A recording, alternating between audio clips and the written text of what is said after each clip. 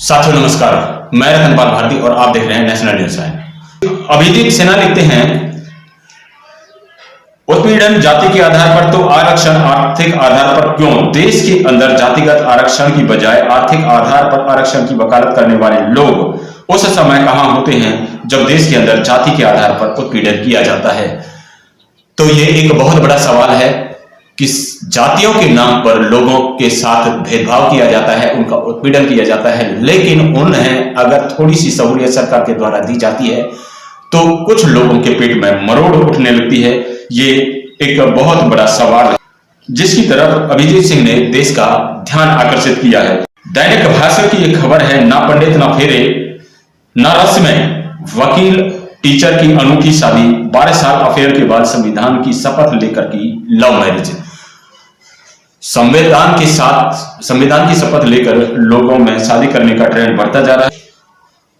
न्यायपालिका के में जजों की नियुक्ति को लेकर के कॉलेजियम सिस्टम के खिलाफ किरण रिजिजू जो हमारे कानून मंत्री हैं, उनका एक बयान आया है।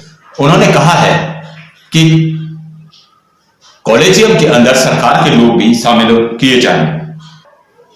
हंसराज मीना ने ईवीएम पर सवाल खड़ा करते हुए पूछा है कि इस दौर में bank account, Twitter, ATM, phone, laptop सब कुछ हैक हो सकता है, लेकिन ईवीएम ही एक ऐसी मशीन है जो कभी हैक नहीं हो सकती। गजबे है। तो इसका मतलब उन्होंने सीधा सीधा सवाल किया है कि वह कौन सा सॉफ्टवेयर ईवीएम के अंदर है जिसे हैक नहीं किया जा सकता। इनके अनुसार ईवीएम भी हैक हो सकती है, इसलिए ईवीएम को चुनावों में पूरी तरह बैन किया जाए। अमृत सेन जो महान अर्थशास्त्री हैं, उनकी तरफ से एक बयान आया है कि मोदी सरकार दुनिया की सबसे भेदभाव वाली सरकारों में से एक है। दिल्ली के हाई कोर्ट ने उन्नाव रेप मामले में दोषी कुलदीप सिंह सेंगर को 15 दिन की जमानत दी है और ये उनकी जमानत उनकी बेटी की शादी के मौके पर उन्हें दी गई है। उत्तर प्रदेश के देवरिया से एक और तस्वीर सामने आई है। सादिक भाई लिखते हैं, उत्तर प्रदेश नाम तो सुना ही होगा, देवरिया हॉस्पिटल के हालात, मरीज को स्ट्रेचर तक नहीं दे रहे जबकि खाली पड़े हैं, ऐसे कर्मचारियों को नौकरी से निकाल दिया जाए तुरंत। तो इसके साथ साथ ही कांग्रेस ने मोदी सरकार पर एक बहुत बड़ा आरोप लगाया है कि अंतरराष्ट्रीय बाजार में कच्चे तेल की कीमतें पिछले 7 महीने में 32% तक गिरावट आई है, लेकिन भारत में डीजल पेट्रोल की कीमतें 10 की 10 बनी हुई हैं। अगर सरकार अंतरराष्ट्रीय बाजार के हिसाब से ही कीमतें निर्धारित करती है तो पेट्रोल और डीजल की कीमतों में 18 रुपए लीटर तक की कमी हो जाती। तो ये बहुत बड़े बड़े आरोप मोदी सरकार पर कांग्रेस ने लगाए हैं। शुभम जो एक पत्रकार हैं, वो पूछते हैं, ब्राह्मणों भारत छोड़ो, ब्राह्मण तेरी कब्र खुदेगी, बीएचयू की धरती पर जेएनयू और बीएचयू में ऐसे नारे देने वाले कितने लोग गिरफ्तार हुए, कितनों की पहचान हुई? देश का माहौल खराब करने की ये किसकी चाल है? खुफिया एजेंसी ने अभी तक पता नहीं लगाया।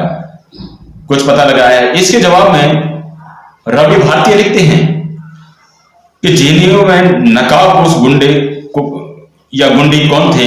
एबीवीपी, शुक्ला, जेएनयू और बीएचयू और ब्राह्मण भारत छोड़ो की नफरत मत फैलाओ ब्राह्मण पत्रकार के रूप में। तो उन्होंने सीधा सीधा इस पत्रकार को कटघरे में खड़ा किया है कि ये सिर्फ नफरत फैलाने वाले लोग हैं, क्योंकि अभी तक इन पत्रकारों ने उन लोगों पर सवाल नहीं उठाया है जिन्होंने जेएनयू के अंदर घुसकर, तो इसका मतलब नफरत को फैलाने में जो पत्रकारों का सहयोग है उसके खिलाफ लोग लिख रहे हैं। प्रोफेसर चंद्रशेखर राव जो बिहार के शिक्षा मंत्री हैं, उनका बयान फिर से आया है, कमंडल के सामने मंडल नहीं झुकेगा। तुलसीदास दुबे ने दलित पिछड़ों का अपमान किया है, अगर नहीं किया है तो उन्हीं शब्दों का उपयोग ब्राह्मण, मिश्रा, त्रिपाठी, त्रिवेदी, पाठक, दुबे आदि के लिए लिखे तो समझेंगे कि सही लिखा है। दूसरी तरफ बिहार से एक और खबर आई है जिसमें बिजली विभाग की करतूतों का काला चिट्ठा सामने आता है। इसमें नीतीश कुमार के जनता दरबार में रो पड़ा बुजुर्ग, सीएम के हाथ में रखा 90,000 का बिजली बिल। मुख्यमंत्री ने अफसरों को फोन कर कहा तुरंत देखिए।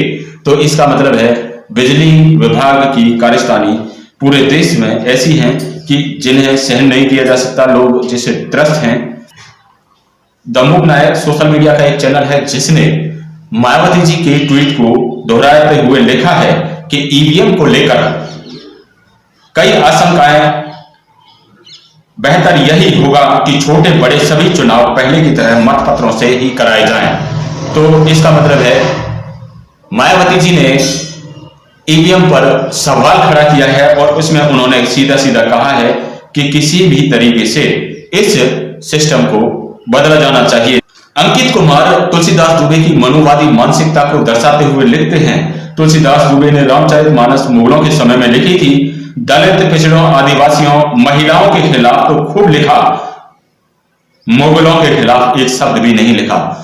तो इससे उन्होंने तुलसीदास के बारे में बताया है कि तुलसीदास उस समय की सत्ता के अधीन अपने आप को सुरक्षित महसूस करने वाले कवि रहे होंगे, इसी कारण उन्होंने मुगलों के खिलाफ एक शब्द भी नहीं लिखा। जबकि आए दिन मीडिया में मुगलों के ऊपर यह आक्षेप लगाया जाता है कि बाबर के समय में राम मंदिर को तोड़कर बाबरी मस्जिद बनाई गई, लेकिन तुलसीदास दुबे जिन्होंने हिंदू धर्म के नाम पर एक बहुत बड़ा ग्रंथ रामचरितमानस लिखा, उसमें उन्होंने एक बार भी मुगलों के खिलाफ कोई शब्द नहीं लिखा। एक अखबार की कटिंग में आपके सामने शेयर कर रहा हूं जिसमें महेश शर्मा कहते हैं कि भगवान है सबसे बेवकूफ। तो ये उन्होंने किस कॉन्टेक्स्ट में कहा है ये हम आपके सामने नहीं कह रहे हैं, लेकिन ये आपके सामने जो भगवान के नाम पर लोगों को धोखा देने वाले लोग हैं, जो भगवान के नाम पर लोगों से पूजा पाठ करवाने वाले लोग हैं, वही ऐसी बातें आपके सामने कर रहे हैं। आपकी आंखें कब खुलने वाली हैं? वही सोशल मीडिया पर बहुत तेजी से वायरल हो रहा है बागेश्वर वाले धीरेन्द्र शास्त्री का राम लखन यादव की तरफ से फेसबुक का एक पोस्ट सामने आया है जिसमें लिखा हुआ है कि नागपुर में बागेश्वर धाम वाले धीरेन्द्र शास्त्री का चमत्कारिक कार्यक्रम दिव्य दरबार होने वाला था। तभी प्रख्यात एक्टिविस्ट प्रोफेसर श्याम मानव ने उसे दिव्य चमत्कार सिद्ध करने का चैलेंज दे डाला और ना कर पाने की स्थिति में उन पर महाराष्ट्र में लागू ड्रग्स एंड मैजिक रेमेडीज कानून के अनुसार एफआईआर दर्ज करवा दी, जिसके चलते गिरफ्तारी से बचने हेतु बागेश्वर धाम वाला बाबा कार्यक्रम छोड़कर ताबड़तोड़ भाग खड़ा हुआ। याद रखें, किसी भी दिव्य शक्ति से बड़ी है कानून की महाशक्ति, इसलिए संविधान और डेमोक्रेसी को बचाइए, वो हम सबको बचा लेगी। तो आप सबसे गुजारिश है कि संविधान जो आपकी सुरक्षा के लिए बनाया गया है, जो देश की कानून व्यवस्था को कंट्रोल करता है, जो देश के अंदर कानून व्यवस्था को सुचारू रूप से चलाने का काम करता है, उससे बचाने की जिम्मेदारी आपकी है। अगर संविधान बचा रहेगा तो आपके ऊपर आने वाली सारी मुसीबतें आपसे दूर रहेंगी, चाहे वो किसी भी रूप से आपके ऊपर आने वाली हों। पाखंड को फैलाने वाले लोग, आरक्षण का विरोध करने वाले लोग हमेशा आपके खिलाफ रहते हैं। इन सब का विरोध करने के लिए आपको संवैधानिक दायरे में रहकर विरोध करने की जरूरत है, उनकी पोल खोलने की जरूरत है। अगली वीडियो में आपसे फिर से मुलाकात होगी। आपसे गुजारिश है कि अगर आपने अभी तक इस चैनल को सब्सक्राइब नहीं किया है तो इस चैनल को सब्सक्राइब करें, वीडियो को लाइक करें और शेयर जरूर करें ताकि पूरे देश की खबरें सभी लोगों तक पहुंच सकें। धन्यवाद।